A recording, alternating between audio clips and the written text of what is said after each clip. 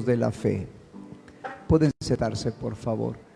Es para nosotros un gran privilegio tener al reverendo Curtis Sharp, ministro ordenado de la Confraternidad de Acción Internacional, con 27 años de ministrar a Centroamérica. Aunque él es procedente de Estados Unidos, él habla español y ha sido una gran bendición en lo personal y como congregación.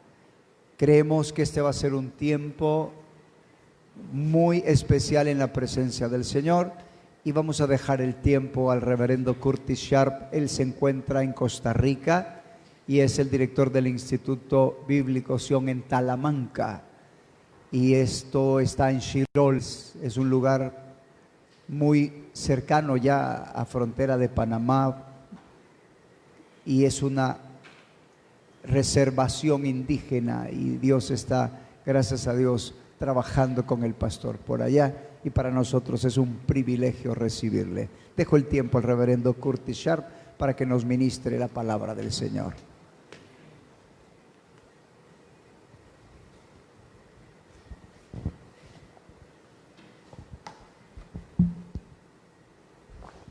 Muy buenos días.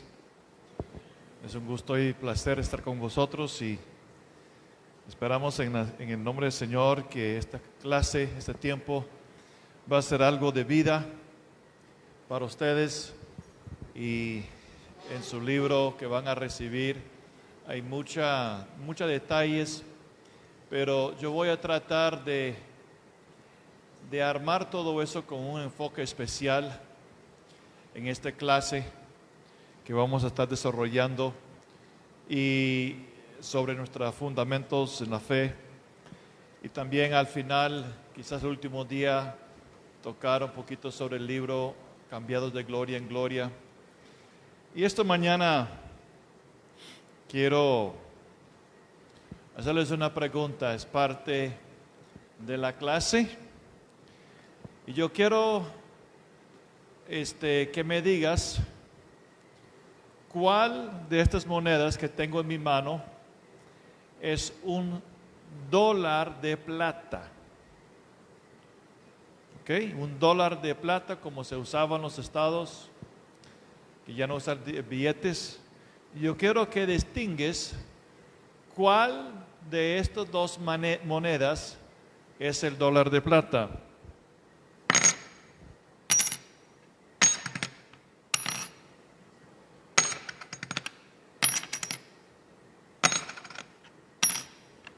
¿Cuál es? ¿Ah? Ok, ¿es esta? ¿O es esta? La primera. Muy bueno, muy bueno. Ahora, si le quedó la duda, tiene razón, porque no sabes realmente cuál es la moneda.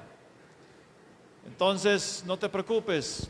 Si usted no sabía cuál era, es cierto, no tenía el conocimiento. Ahora, esta es el dólar de plata.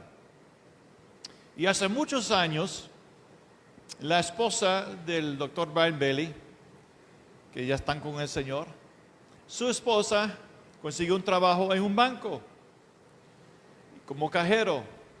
En ese tiempo no usaban billetes de dólar, sino usaban el dólar de plata. Y este es un dólar de plata genuino de 1 onza que alguien me regaló. Y entonces ella le dijo al gerente: bueno, entonces para que yo sepa cuál es el falso, ¿no tienes una moneda ahí que no es genuino? Y el gerente dijo: no. Lo que tú vas a hacer es tomar este dólar de plata y tú lo vas a levantar y dejarlo caer. Levantarlo, dejarlo caer. Levantarlo, dejarlo caer.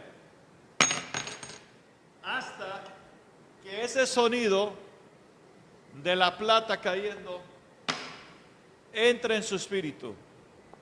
Y entonces su tarea era levantarlo, dejarlo dejarlo caer, levantarlo, dejarlo caer. Y el gerente dijo, cuando viene el falso, lo vas a distinguir porque conoces la verdad.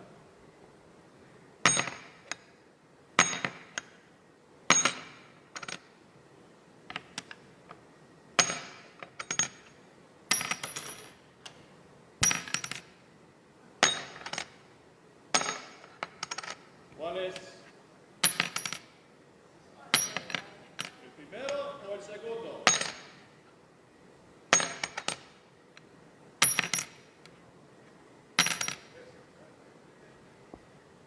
¿Cuál es el genuino? La primera. ¿Escuchaste la diferencia del otro? Vamos a repetirlo.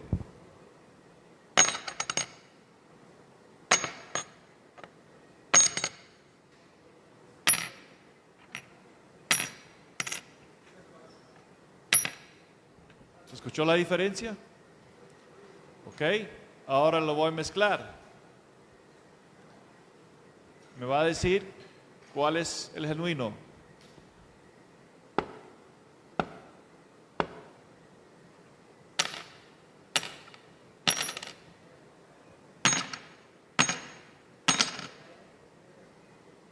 ¿El primero, el segundo o el tercero? Lo voy a repetir.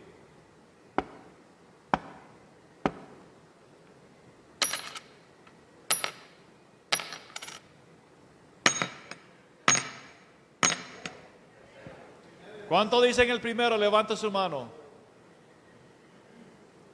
¿Cuánto dicen el segundo? Levanta su mano. ¿Cuánto dicen el tercero? Los que dijeron primero, eso era mi mano. Los que dijeron segundo, eran 500 colones costarricenses. Y el tercero, entonces, se puede distinguir sin importar cuántas diferentes monedas hay en el mundo, pero si conoces lo que es el sonido del dólar de plata, aunque sean 5 variaciones, 10 variaciones, 20 variaciones, vas a conocer y reconocer lo que es verdadero por lo que es como suena. Amén. Ahora, cuando yo entré aquí hoy, en este auditorio, creo que la última vez que yo estaba en un auditorio como esta, era cuando yo estaba estudiando en la universidad, en años 85, 86, 87 y 88. De hecho, yo estaba donde ustedes estaban. Y yo estaba escuchando a los profesores, diferentes profesores a través de los años, y algunas de las clases que yo tenía que recibir eran clases teológicas, de estudios bíblicos. Pero usted sabe que en el estudio de la palabra de Dios, uno puede torcer, usted puede usar la palabra de Dios de diferentes formas. Y había momentos que escuché lo que el profesor decía, y aunque yo no tenía la capacidad intelectual para responder, yo podía sentir en mi espíritu, esto no está bien. Lo podía sentir en mi espíritu, no es correcto. Y aunque yo no pude explicarlo, yo me sujeté a lo que el Espíritu Santo me estaba diciendo.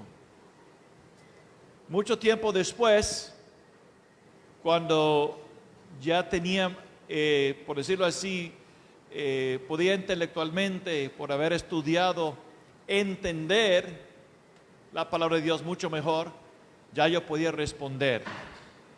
Entonces lo que es importante y lo que quiero iniciar con esta clase de fundamentos de la fe es la importancia de conocer lo que es genuino.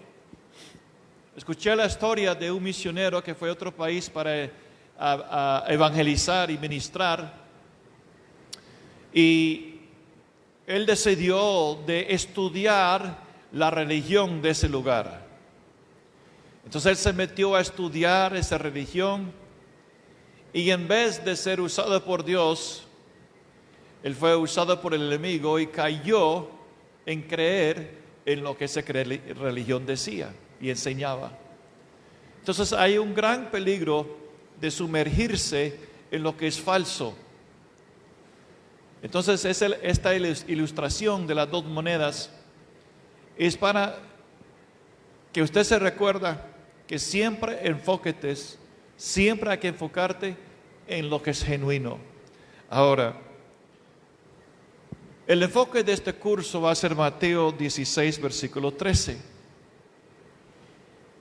Cuando Jesús preguntó a sus discípulos, dijo: ¿quién dicen los hombres que es el Hijo del Hombre? ¿Quién decís que soy yo? Cada persona en este planeta tiene que contestar esa pregunta.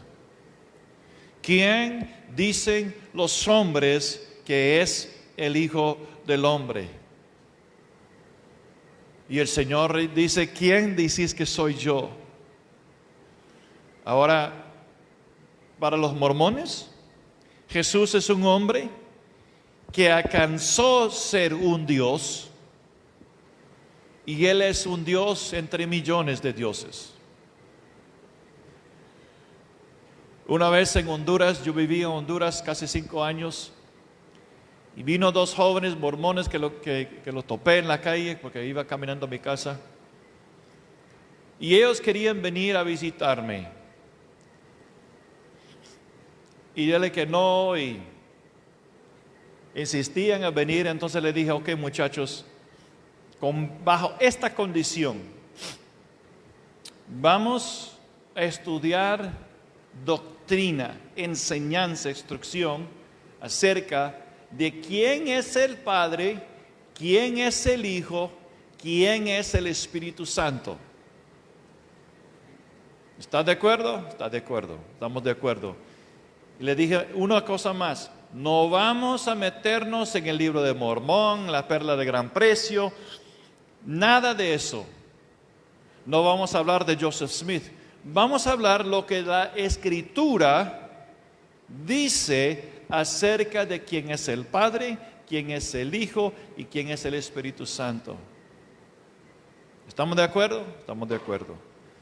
Llegaron la primera noche y empezaron a meterse por lo que dice Joseph Smith. No, eso no fue el acuerdo. Vamos a hablar de lo que la Escritura dice. ¿Quién es el Padre? ¿Quién es el Hijo? ¿Quién es el Espíritu Santo? Y cuando ellos querían ir a otro lado, fuera del contexto bíblico, el acuerdo es esto. Vinieron la segunda noche y la tercera noche, uno de los muchachos dijo que es evidente, es obvio, que hay una gran diferencia entre lo que usted dice y lo que nosotros creemos. Y le dije: estoy de acuerdo, hay una gran diferencia. Y solo uno puede estar correcto. Es muy cierto, solo uno puede estar correcto. Y yo sé quién es, y no son ustedes. Y a partir de ese momento no continuaron a llegar, visitar. Uno de nosotros estamos equivocados y no soy yo. ¿Por qué? Porque a escudriñar las Escrituras, ellos se dieron cuenta de lo que ellos pensaban acerca del Padre. No es el mismo Padre que las Escrituras me enseñan. Que el Hijo de Dios que ellos mencionan no es el mismo Hijo de Dios que estas palabras enseñan. Y que el Espíritu Santo no es el mismo Espíritu Santo. Hace poco llegaron a la entrada de donde yo vivo en Costa Rica, a la entrada del campamento. Yo estaba trabajando afuera y yo vi una pareja venir al portón, y yo sabía quién eran testigos de Jehová. Entonces, para ser respetuoso, me acerqué y los saludé. Y algo que yo he aprendido: que si tú vas a hablar con alguien como ellos o los mormones, nunca des el lugar a ellos. Usted tiene que tener el dominio, o sea, usted tiene que dirigir la conversación. Porque ellos ya tienen su plan, estrategia. Y si tú sigues con ellos te van a llegar de punto A a punto B, punto C, punto D, punto E. Y de repente te vas a encontrarte en problemas. Entonces, cuando ellos querían iniciar la conversación, yo tomé la iniciativa y empecé a hablar con ellos y les pregunté, quiero hacerles una pregunta. Jesús, ¿es Él Jehová, Dios eterno, en la carne encarnado o es Él Micael, el arcángel, en la carne? Dijeron Micael. Entonces le dije, bueno, no estoy de acuerdo con eso. Jehová se hizo carne. Y básicamente ahí terminó la conversación. ¿Por qué? Porque el punto principal entre ellos y el cristianismo es esta pregunta. ¿Quién dicen los hombres que es el Hijo del Hombre? ¿Quién decís que soy yo? Los mormones van a decir que Jesús es uno de muchos dioses. Un hombre que alcanzó a ser un Dios, pero Él es uno de entre muchos. Los testigos van a decir que Él es Micael, el arcángel. Para un musulmán, Él es un profeta muy respetado, pero es inferior a Mahoma y solo es un hombre, un buen maestro. Y entonces así uno puede ir a cada religión, a cada secta, a cada creencia y hacerles esta pregunta. Haga una entrevista un día. Vaya a la calle y haga una entrevista. Señores, perdóname, ¿me puede dar solo 10 segundos de su tiempo? Quiero hacerle una sola pregunta. Sí, está bien. ¿Quién dice los hombres que es el Hijo del Hombre? ¿Quién decís que es Él? Y esa persona le va a responder de una forma a otra. Ahora, ¿cuál es la verdad? Bueno, por eso vamos a estudiar en este curso, a conocer lo que es genuino y contestar esa pregunta. ¿Fue Jesús solamente un hombre de buen morales, con buena ética, con una idea divina? ¿Es Jesús solamente un buen maestro o uno de los muchos profetas? ¿O es Él un Dios entre millones de dioses? ¿O es Él Micael, el arcángel en la carne? ¿O quizás Él es el primer Adán manifestado? ¿O es Él Jehová, Elohim, Dios eterno, omnipotente, omnisciente, omnipresente, creador del cielo y la tierra, que tiene toda autoridad y todo poder? Entonces yo tengo un propósito en este curso, y no solo es estudiar enseñanzas, sino como dijo Pablo cuando habló a su hijo espiritual en 2 Timoteo 1:12, donde Pablo dijo, yo sé en quién he creído y estoy persuadido. Pablo sabía quién era Jesús y él estaba persuadido. Y mi meta es que al final de esta clase tú también puedes decir como Pablo, yo sé en quién he creído y estoy persuadido. Tengo otro propósito. Como esto va por internet, puede haber personas que por primera vez está escuchando del Señor Jesús y realmente no sabe quién es Él. Y yo quiero que ellos conozcan al Señor Jesús. La Escritura dice, en Él estaba la vida, y la vida era la luz de los hombres, y la luz es la verdad. Quiero comparar este curso a un pastel de chocolate.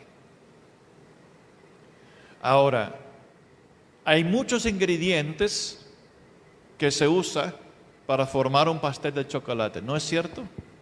Okay, hay sal, hay harina, azúcar, vainilla, chocolate, huevos. Entonces, podemos estudiar todas las propiedades de la sal. Y podemos conocer cómo está compuesto los símbolos que se usan en la química. Y podemos profundizarnos en la sal y conocer todas las propiedades. Después podemos profundizarnos en la harina. Y luego profundizarnos en el huevo. ¿Qué vino primero, la gallina o el huevo? Y podemos profundizarnos en cómo se produce azúcar. Pero la cosa es que el azúcar se usa para muchas cosas. La harina se usa para muchas cosas. El huevo también para muchas cosas. Pero si entendemos cuál es el propósito de estudiar cada ingrediente o saber qué es lo que se hace con esos ingredientes para formar un chocolate pastel, entonces podemos entender, sal, azúcar, pero lo que es más importante es cuando se mezcla todo eso, cuál es el resultado, cuál es el fin. Es un chocolate pastel muy sabroso. Y así quiero tomar este curso, de enfocarnos, si lo puedo decir así, en el Señor Jesús como un pastel de chocolate. Todo lo que está en su libro, todo lo que se encuentra en el libro Fundamentos de Fe, son los ingredientes que se apuntan al Señor Jesús. Y si conocemos quién es Jesús, todos los ingredientes van a encontrar su lugar en Él. También tengo una tesis, una declaración de tesis para esta clase, que va a ser como un fundamento, una escritura fundamental en nuestro estudio, y es 1 Corintios capítulo 15, versículo 3 al 4. 1 Corintios capítulo 15, versículo 3 al 4. Ahora, Pablo fue convertido aproximadamente entre el año 33 y 34 después de Cristo. Y antes de su conversión, Cristo fue crucificado aproximadamente el año 30. Ahora, todos los eruditos liberales y conservadores, todos están de acuerdo en una cosa, que estos versículos que vamos a leer se llama un credo. Un credo. Es decir, era una creencia que la iglesia primitiva, después de la resurrección de Cristo, empezaron a declarar. Era una confesión de fe. 2 a 3 años después de la resurrección de Cristo, esto era un credo que los cristianos declaraban. ¿Cuál es este credo? Porque primeramente os he enseñado lo que asimismo recibí. Y Pablo ahora está escribiendo en el año 54. Cristo murió por nuestros pecados, conforme a las Escrituras, y fue sepultado, y que resucitó al tercer día, conforme a las Escrituras. Entonces hay varias cosas que tenemos que ver aquí. Número 1, Cristo murió. Pero ¿quién es Cristo? ¿Y cómo puedes comprobar quién es Cristo? No usando el Nuevo Testamento, pero las Escrituras que ellos tenían en ese tiempo, el Antiguo Testamento. Porque Pablo dice, Cristo murió conforme a las Escrituras. ¿Cuáles Escrituras nos habla de la muerte de Cristo en el Antiguo Testamento? Número 2, por nuestros pecados. ¿Qué es el pecado? ¿Cómo entró el pecado? Esa pregunta, las respuestas tenemos que encontrarlo en el Antiguo Testamento. Recuerda que el Nuevo Testamento como lo tenemos no estaba escrito así. Lo único que tenían los cristianos era de Génesis a Zacarías. Después dice fue sepultado. ¿Por qué por qué Cristo tenía que ser sepultado? Y dice conforme a las Escrituras. El Antiguo Testamento tiene que hablar de eso. Y resucitó al tercer día conforme a las Escrituras. Eso hay que encontrarlo otra vez. ¿Por qué resucitó?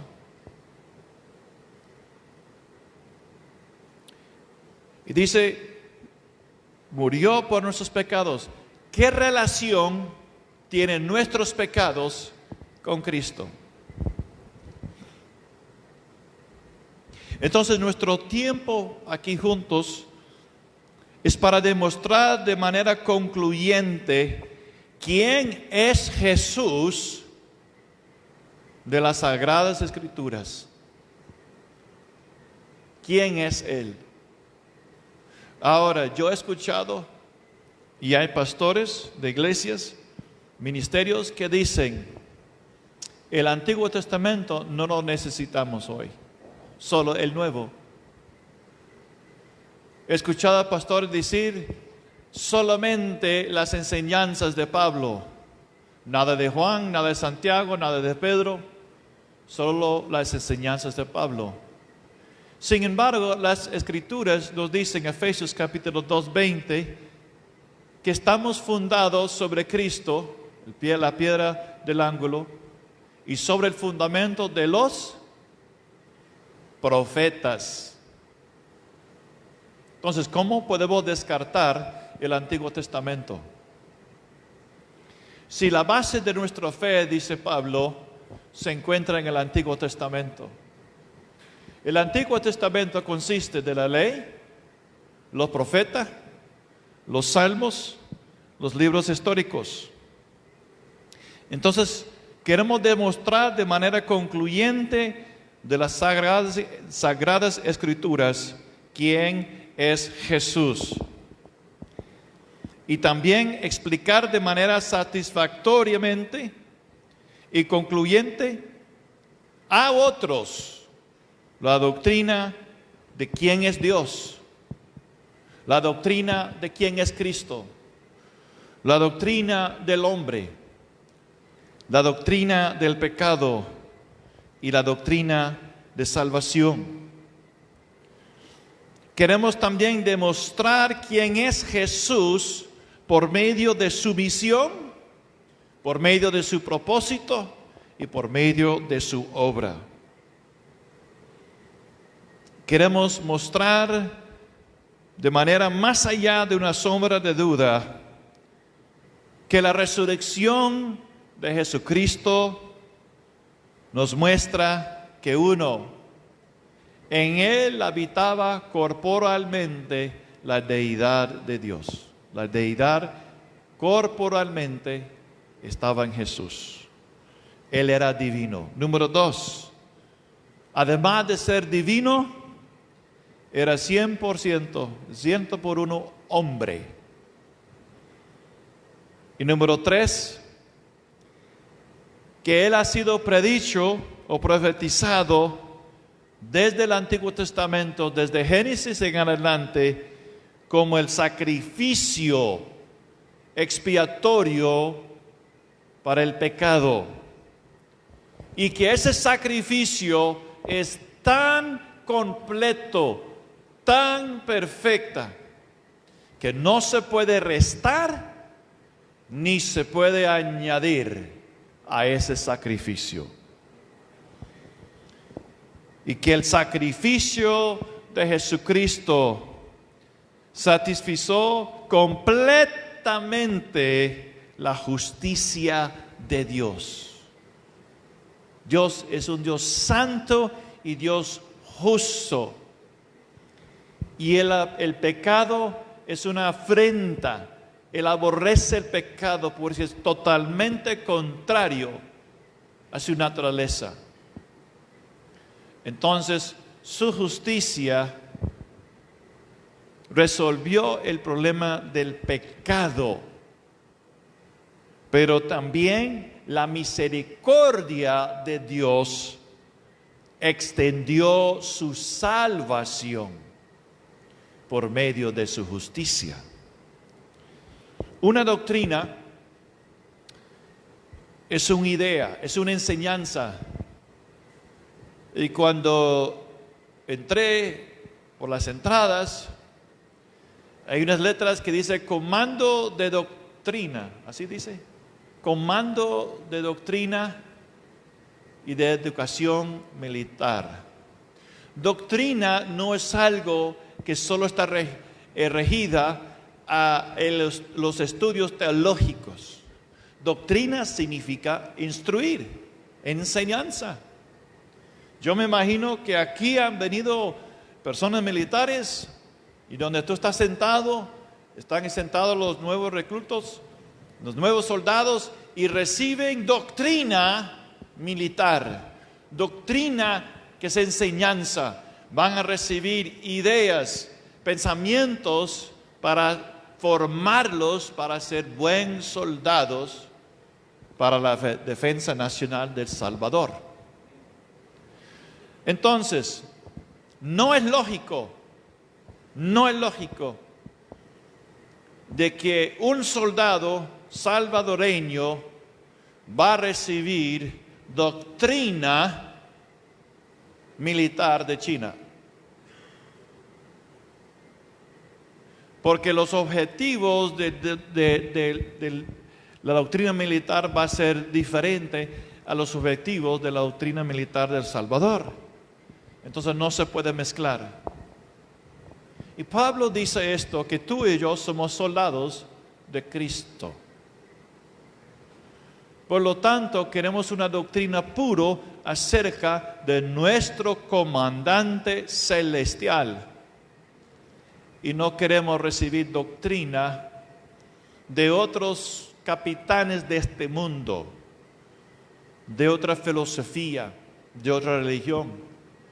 Así como en lo natural, la doctrina militar de una nación no se conlleva con la doctrina de la casa nacional, tampoco en lo espiritual. Entonces, ¿qué sucede cuando hay mezcla? Hay confusión.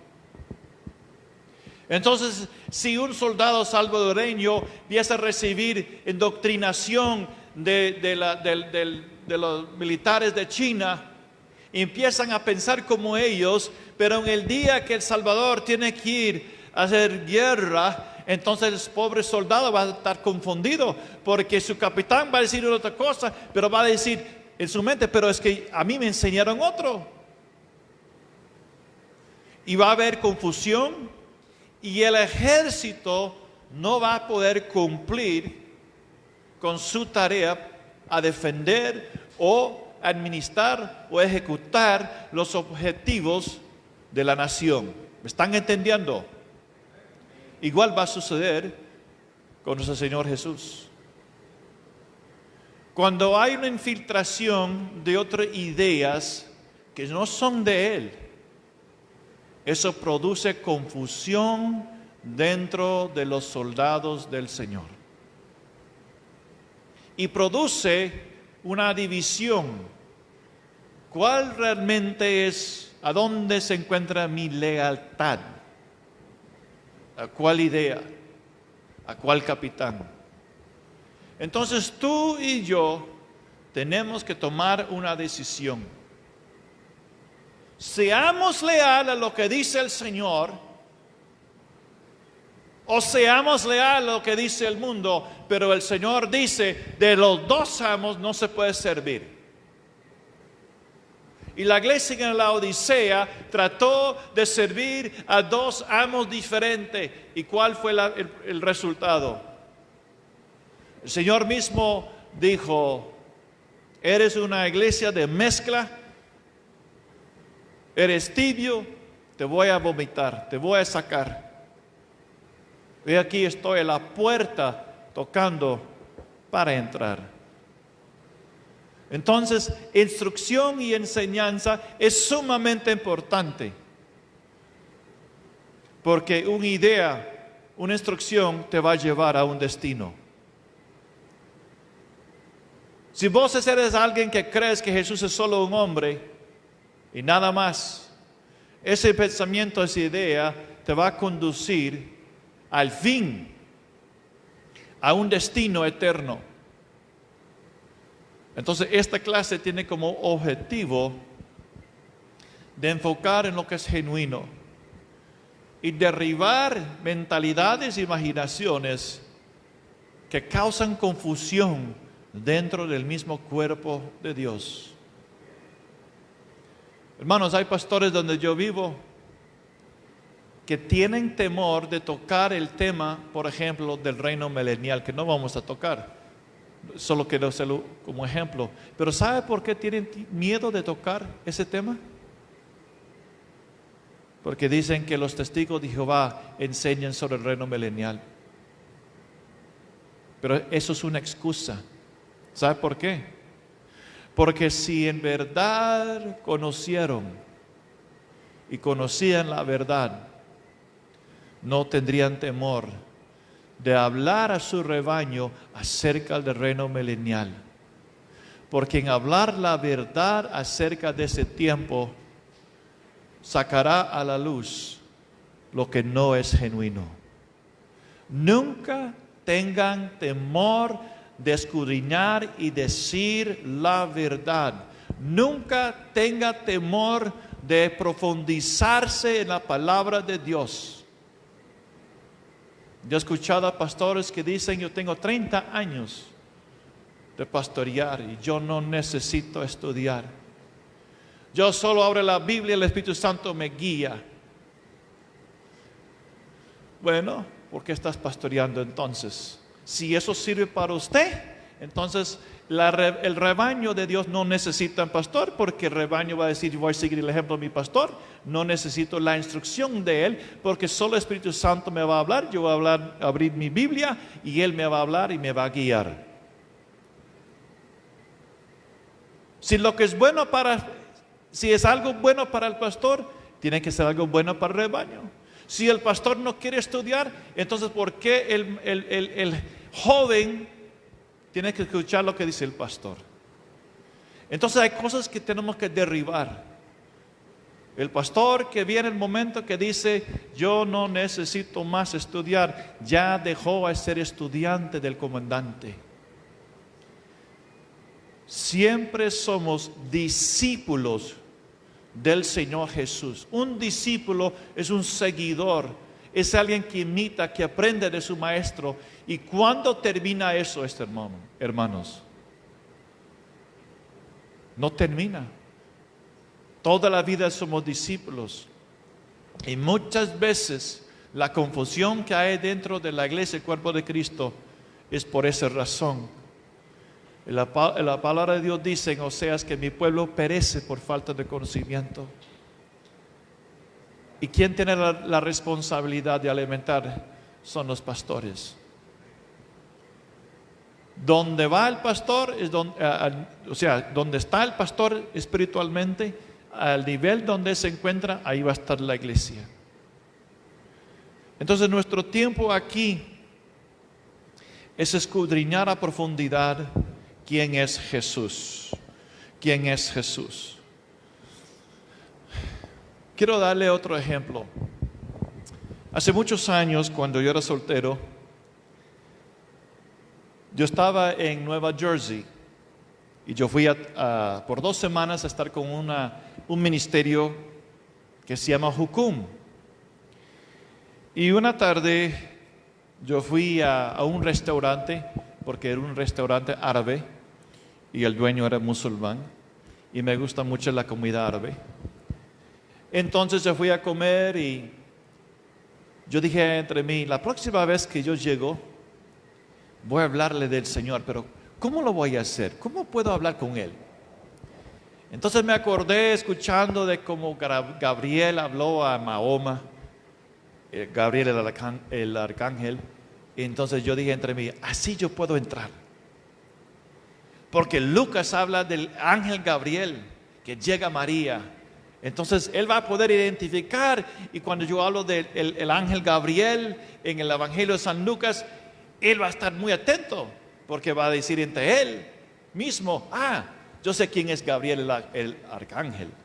Entonces yo feliz, llego a donde él y hago mis compras, mi comida, y antes de irme le dije al Señor, a él, le dije, con permiso me gustaría compartirle algo. Usted sabe que el ángel Gabriel en el Evangelio de San Lucas se presentó a María, y él me paró ahí y dijo, no creemos en los evangelios.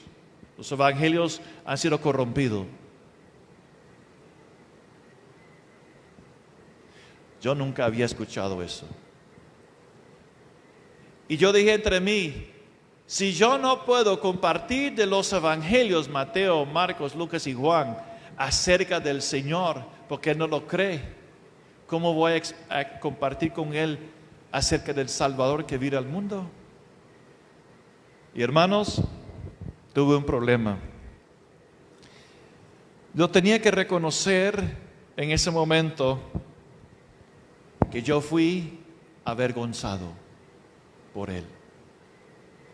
Segundo Timoteo capítulo 2 versículos 15, procura con diligencia presentarte a Dios aprobado. En ese momento mi Padre Celestial no podía decir, bien hecho, Curtis.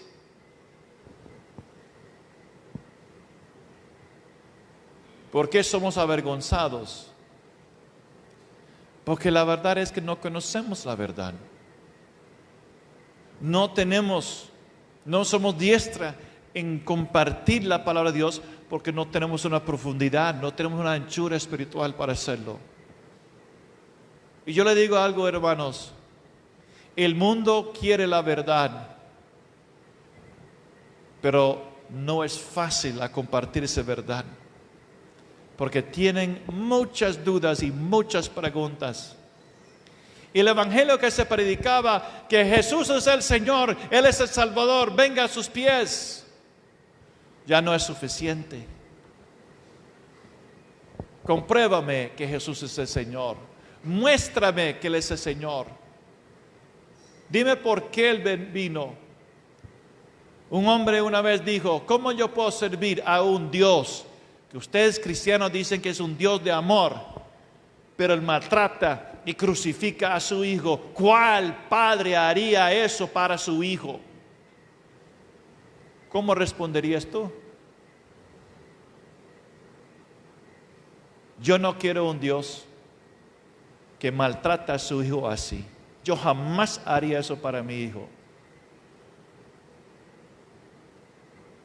¿Serías avergonzado o tendrías la forma y manera de explicar lo que él está viendo humanamente, carnalmente, y poder explicarlo para que él pudiera entender espiritualmente esa razón? Para el mundo, haber ese tipo de crueldad y decir que eso es el amor del Padre no tiene sentido.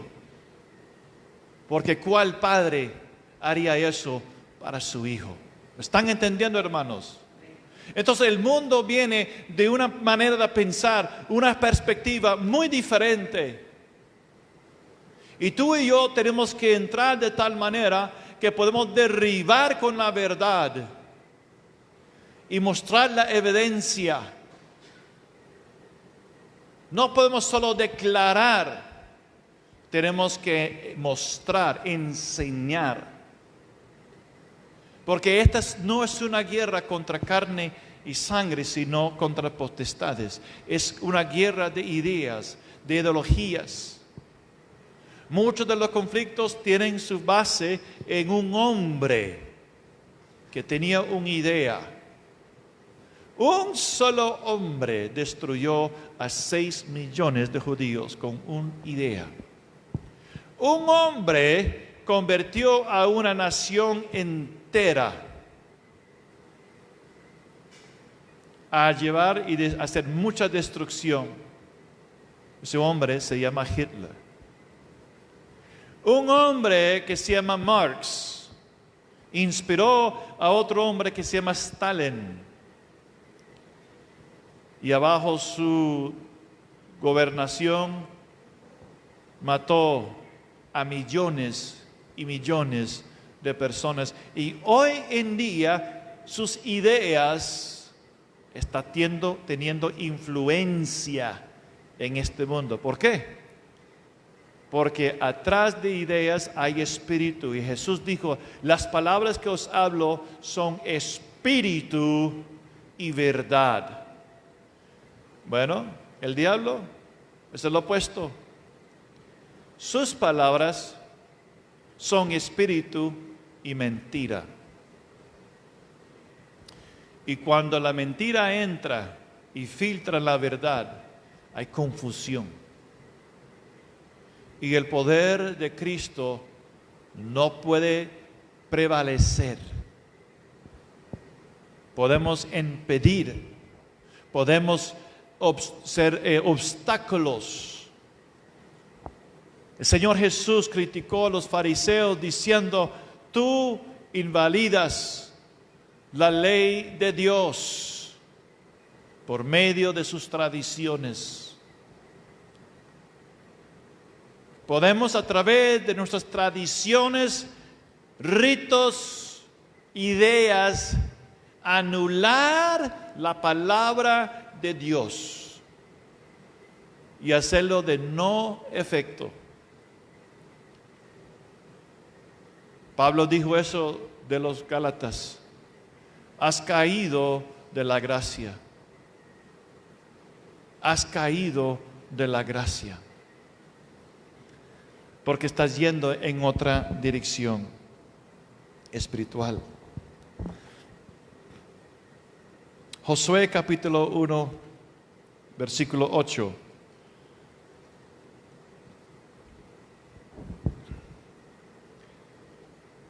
Si queremos la prosperidad genuina y verdadera,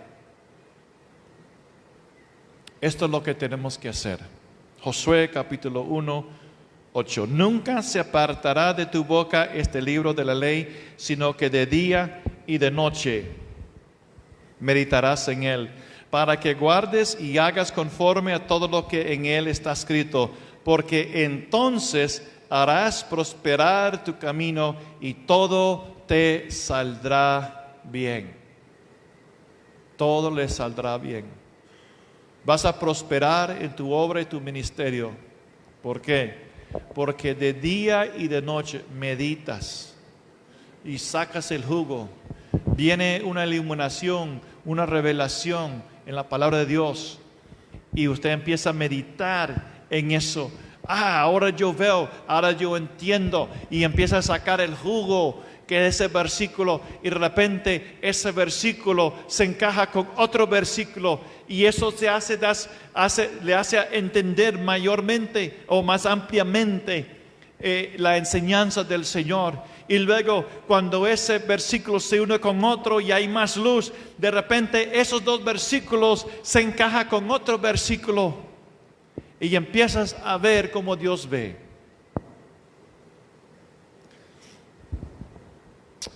Hablando del libro de Lucas, Lucas fue escrito por el doctor Lucas, pero también él escribió el libro de Hechos.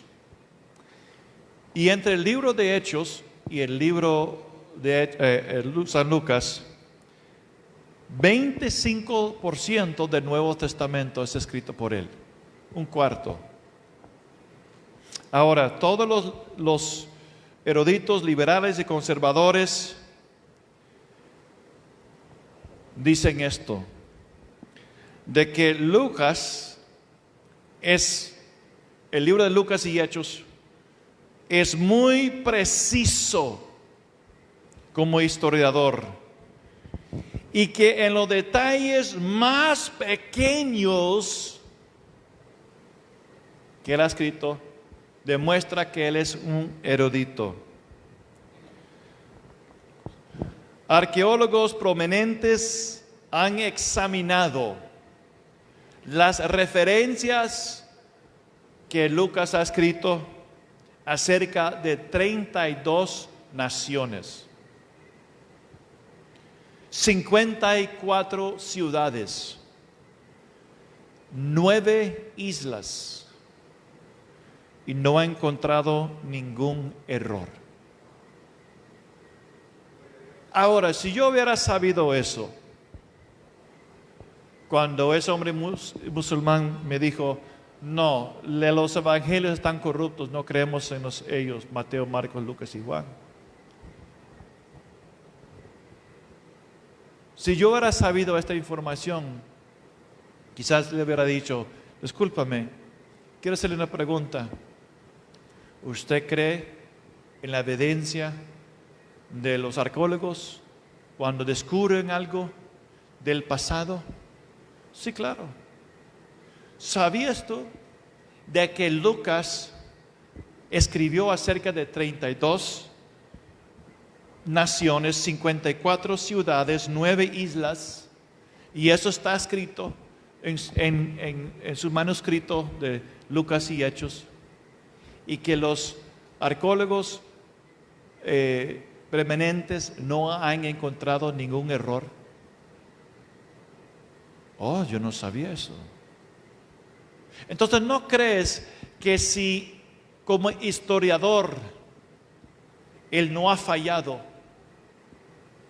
no crees que también eso va a dar validez a lo que él habla acerca de las cosas espirituales, acerca de Jesús? Cuando Lucas escribió, vea lo que él dice. Vamos en Lucas.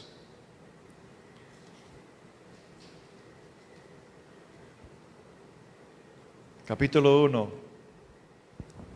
versículo 1. Estoy tratando de ayudarle a entender la importancia de estudiar, cómo defender nuestra fe.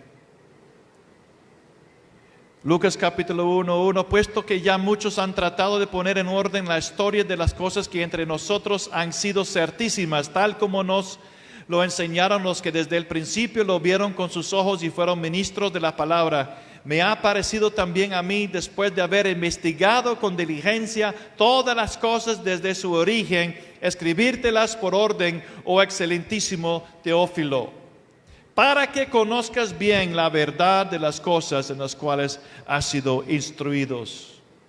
Y luego en el libro de Hechos,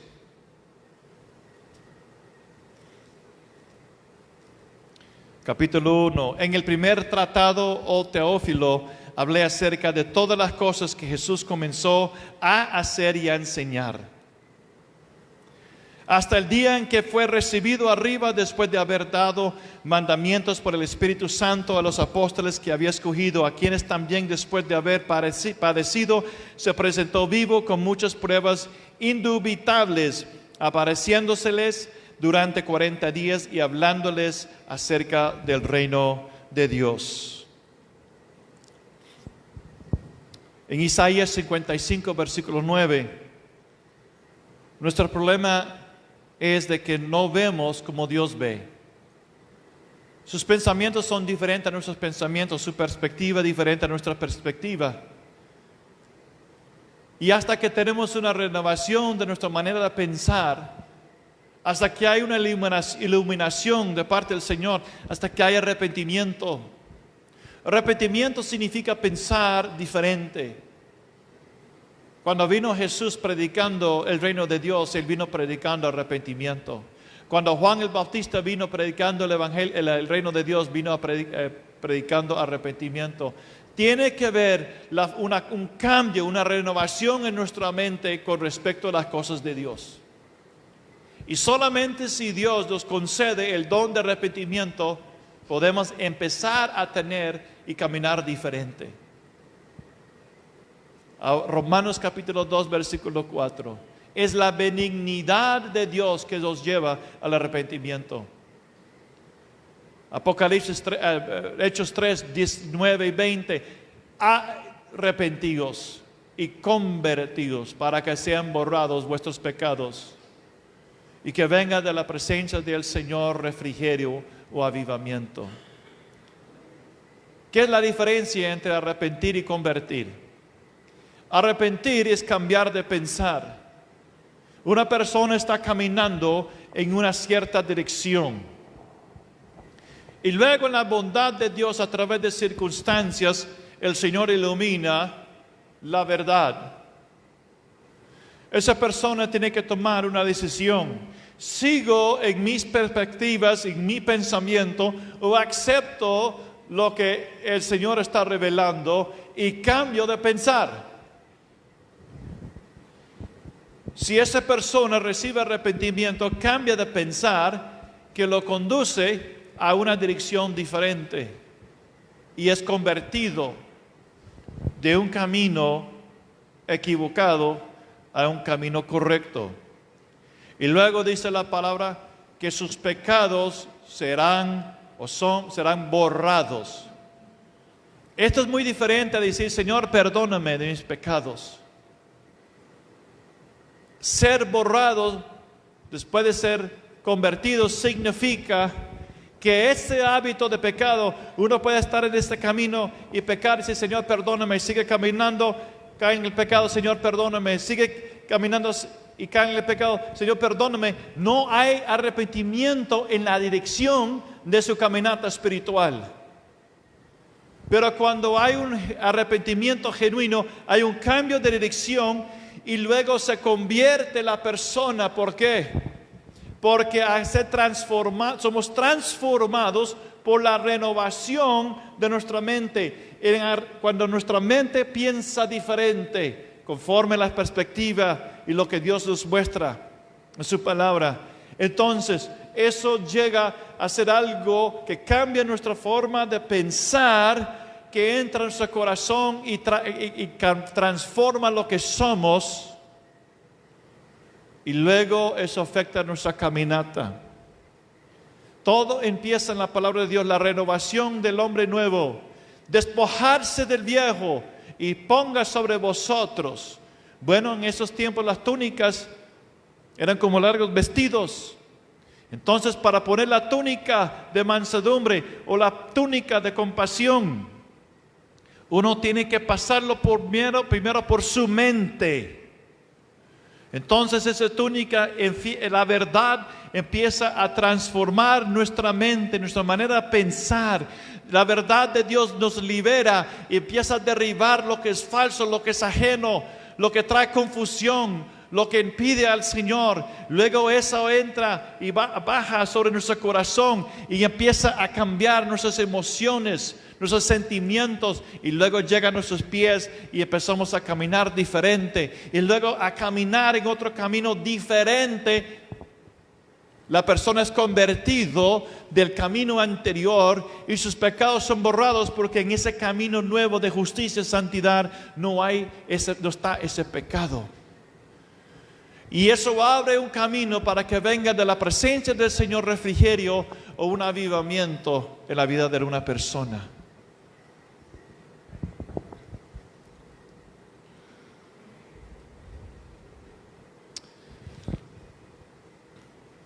Colosenses capítulo 3, 10. Somos renovados conforme la imagen de Cristo, según el conocimiento de Él. Romanos 3, 10. Revestido del nuevo, el cual, conforme la imagen de que lo creyó, se va renovando hasta el conocimiento pleno. Hay dos áreas donde nosotros tenemos que crecer. Segundo de Pedro capítulo 3, versículo 18. Uno es la gracia de Dios. La gracia de Dios no solamente es favor inmerecida, pero es la capacidad divina de Dios. Segundo Corintios capítulo 12, versículo 9. Y yo experimenté eso una vez en la universidad. Yo estaba pasando por un momento muy difícil y yo no encontré manera para salir de ese, como un lodo de desesperación donde yo me encontré. Yo no estaba pecando, yo iba a la iglesia, yo estaba orando, leyendo la palabra, ayunando, pero lo que yo encontré, mi ambiente, mis circunstancias, era algo que estaba apoderándose de mí. Y yo no podía encontrar la fuerza, la salida. Y un día, en mi escritorio, yo empecé a llorar. Y yo dije al Señor, Señor, yo no puedo más, no sé qué más hacer. Estoy ayunando, estoy orando, no voy a las fiestas, estoy comportándome bien, voy a la iglesia, me gusta su palabra, pero adentro siento que estoy perdiendo, siento que estoy hundiendo. Y escuché estas palabras clarititas. 2 de Corintios 12:9. Yo no sabía lo que decía estas palabras. Ahora, 2 Pedro 3:18 dice 2 áreas donde tenemos que crecer. La gracia de Dios, 1. Entonces, cuando fui a mi Biblia, lo abrí y leí estas palabras: bástate mi gracia porque mi poder se perfecciona en la debilidad. En ese momento escuché algo que venía en esta dirección. La voz que me habló estaba aquí, 2 Corintios 12:9. Y luego sentí y percibí algo que venía del cielo. Y entró en mi corazón una substancia. Y en ese momento, cuando esa gracia del Señor entró, todo adentro en mí cambió. Un momento estoy llorando, en el otro instante siento gozo, fuerza, estabilidad. Todo cambió en un instante, que era la capacidad divina, la fuerza divina. Bástate mi gracia porque mi poder se perfecciona en su debilidad. Y así yo sentí. Y a partir de ese momento yo sentí como un águila. Literalmente adentro, lo que yo sentí, que yo era como un águila. Un águila subiendo y volando encima del mundo. Mis circunstancias nunca cambiaron, pero adentro yo fui cambiado. Y a partir de ese tiempo todo era diferente. Tenemos que aprender de recibir de la gracia de Dios. Nuestra vida espiritual depende de esa gracia que nos capacita, que nos da fuerza. Y segundo, dice Pedro, crecer en el conocimiento de nuestro Señor Jesucristo. Esto no es un conocimiento de que yo sé que Él es mi Salvador, yo sé que Él es mi Redentor, yo sé, es conocerlo por experiencia. Hace poquito en nuestra iglesia estamos pasando tiempo de oración según el modelo de intercesión de Daniel capítulo 9. Entonces en la mañana estaba enseñando el domingo una parte de esa oración de Daniel, y en la noche como iglesia nosotros lo estamos poniendo por obra. Lo hicimos el segundo domingo en la mañana dando la enseñanza, en la noche otra vez, tercer domingo en la mañana, en la noche otra vez, y el cuarto domingo iba a ser una noche de dar gracias a Dios por habernos escuchado y por la petición contestada.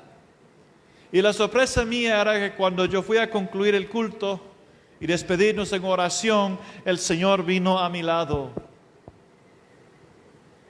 Y yo he experimentado al Señor estar a mi lado.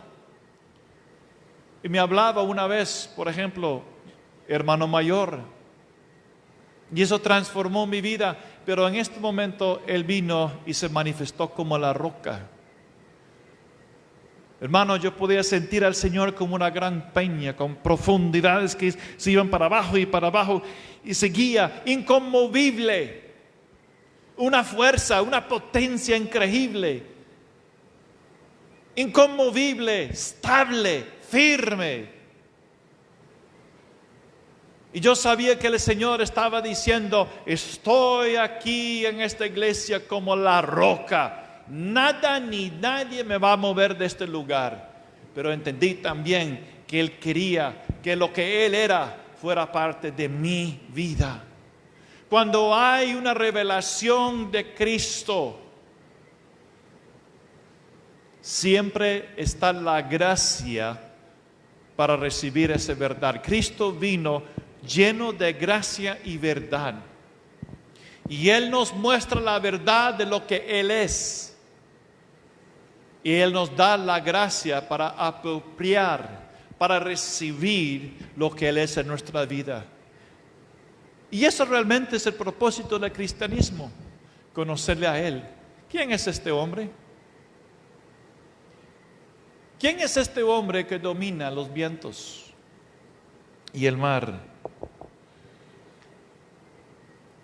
En Juan capítulo 8, 31 y 32.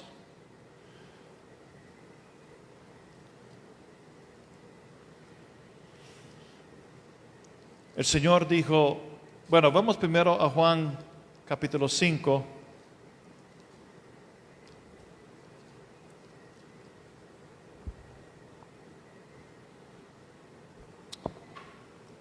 Versículo 39. Escudriñad las Escrituras, porque a vosotros os parece que en ellas tenéis la vida eterna, y ellas son las que dan testimonio de mí. Las Escrituras dan testimonio al Señor, y vamos a hablar de eso en la siguiente clase. Pero Juan capítulo 8, hablando de las Escrituras que señalan a Él, todo se apunta al Señor. Él es el fin de las Escrituras. Dice Juan 8, 31, si vosotros permanecéis en mi palabra, seréis verdaderamente mis discípulos y conoceréis la verdad, y la verdad os hará libres. Entonces, ¿cuál es el enfoque realmente de nuestra vida cristiana? Es conocer al Señor. ¿Cómo vamos a conocer al Señor? A través de las Escrituras que da testimonio de Él. Lo señala, dicen, ahí está el Cordero de Dios, ahí está el hombre, conózcalo. Toma tiempo con Él. Deja que Él te revela a sí mismo. Romanos capítulo 8. Versículo 29, porque a los que antes conoció también los predestinó para que fuésemos hechos conformes a la imagen de su Hijo, para que Él sea el primogénito de entre muchos hermanos.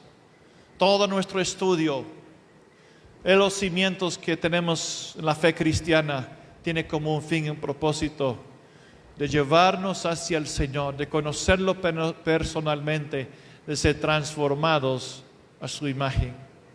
Esa transformación es una transformación interna, donde nuestro espíritu va creciendo y siendo hecho a su imagen y semejanza. Es muy fácil, uno puede, como un loro, citar toda la palabra de Dios sin conocer al Señor. Yo escuché el testimonio de un loro que memorizó versículos. Y usted sabe que si un borracho o una persona indigente, una persona escucha el loro predicando, citando versículos, que esa persona puede ser salvo, no por el loro, sino por la palabra de Dios que es viva. Pero el hecho que el loro comparta la palabra de Dios y habla de Jesús como el Señor y Salvador, y puede explicar el don de salvación, no significa que él mismo será salvo, porque la salvación no es para los animales. No hay transformación en él. Y es posible tener conocimiento de la palabra de Dios, hermanos, sin ninguna transformación en nuestro espíritu. Y tenemos que terminar aquí porque se acabó nuestra primera hora de clase.